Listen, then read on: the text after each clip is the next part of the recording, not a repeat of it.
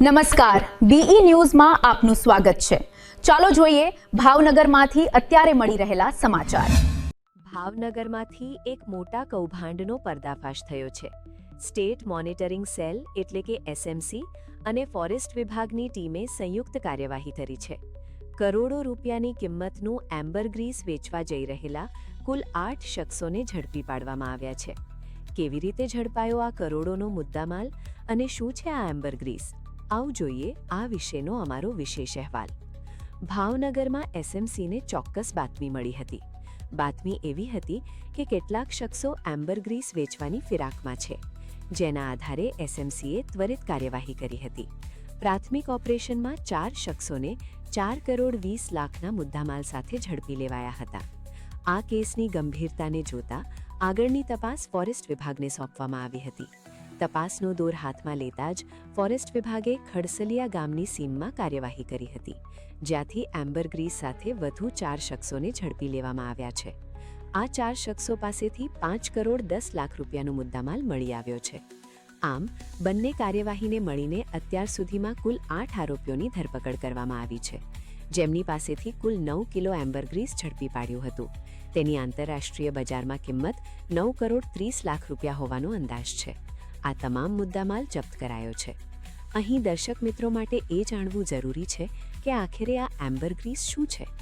એમ્બરગ્રીસને સામાન્ય ભાષામાં વેલ માછલીની ઉલટી કહેવામાં આવે છે। તે સ્પર્મ વેલના પાચનતંત્રમાં બનતો એક અત્યંત દુર્લભ પદાર્થ છે, જેનો ઉપયોગ મુખ્યત્વે મોંઘા અને વૈભવી પરફ્યુમ બનાવવામાં થાય છે। આંતરરાષ્ટ્રીય બજારમાં તેની કિંમત કરોડો રૂપિયામાં આંકાય છે। તેથી જ તેને દરિયાનું તરતું સોનું પણ કહેવામાં આવે છે। આ સમગ્ર કાર્યવાહી અંગે ભાવનગર રેન્જના ફોરેસ્ટ ઓફિસરે શું માહિતી આપી? આવો સાંભળીએ। તારીખ 10/7/2026ના રાત્રિના સમયે પોલીસ કંટ્રોલમાંથી મેસેજ મળેલો કે એમ્બરગ્રીસ જે વેલ માછલીની મૂર્તિ તરીકે ઓળખાય છે, જે સ્ટેટ મોનિટરિંગ સેલની ટીમ દ્વારા પકડવામાં આવેલ છે બાતમીના આધારે, અને તેની ઓળખ અને તેમજ એફએસએલ ટીમ બોલાવવામાં આવેલ અને ફોરેસ્ટ ઓફિસરને બોલાવવામાં આવે। ત્યારબાદ અમારી ટીમ સાથે વર્તેજ પોલીસ સ્ટેશન ખાતે પહોંચી જરૂરી કાર્યવાહી કરવામાં આવેલ।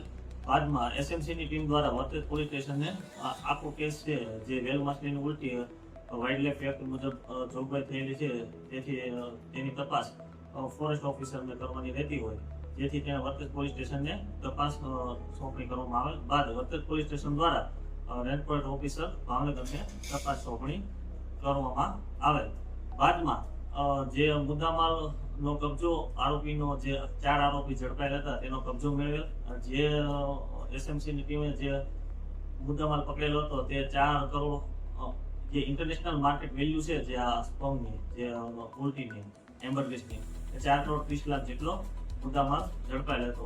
બાદમાં ભાવનગર રેન્જ દ્વારા વન્ય પ્રાણી સંરક્ષણ અધિનિયમ 1972માં જે વેલ માછલીનું જે સ્પર્મ છે, જે ઉલટી છે, જે બેન છે, જે ટૂંકમાં ગેરકાયદેસર વેચાણ કરવું, તેનો કબજો રાખવો, જે સરકારી પ્રોપર્ટી છે તે બેન છે, એટલા માટે થઈ અને વન્ય પ્રાણી સંરક્ષણ અધિનિયમ મુજબ ગુનો નોંધવામાં આવેલ। બાદમાં જે આનું ઊંડાણ સુધી પગેરું મેળવવા આ વારંવાર જે ધોલેરાથી લઈ મહુવા સુધીની જે દરિયાઈ કોસ્ટલ પટ્ટીમાં વારંવાર આવા કેસ થાય છે, તો ક્યાંથી આવે છે, શું છે, તેનું પગેરું મેળવવા માટે ભાવનગરની ટીમ ઊંડાણપૂર્વક તપાસ કરતા બીજા 4 આરોપી ખડસલિયા ગામે તેમજ ભાવનગર સિટી વિસ્તારમાંથી પકડવામાં આવેલ છે।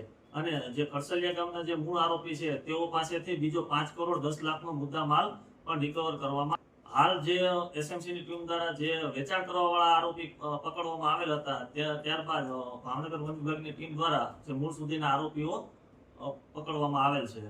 મોટા ભાગે જે લક્ઝરિયસ પરફ્યુમ છે, જે વિવિધ ઇન્ટરનેશનલ માર્કેટમાં જે બહુ હાઈ લેવલના કન્ટ્રી છે એના માટે થઈને ઉપયોગ થાય છે। વીજી ગલાણીના જણાવ્યા મુજબ હાલ આ તમામ 8 આરોપીઓની સઘન પૂછપરછ ચાલી રહી છે। આટલી મોટી માત્રામાં એમ્બરગ્રીસ તેઓ ક્યાંથી લાવ્યા હતા અને આંતરરાષ્ટ્રીય બજાર સુધી પહોંચાડવા માટે તેઓ કોના સંપર્કમાં હતા, તે દિશામાં તપાસના ચક્રો ગતિમાન કરવામાં આવ્યા છે। આવનારા દિવસોમાં આ કેસમાં વધુ કેટલાક નામ ખુલે તેવી શક્યતા છે। ભાવનગર સહિત તમામ સ્થાનિક અને સચોટ સમાચારો માટે જોતા રહો બીઈ ન્યૂઝ। નમસ્કાર।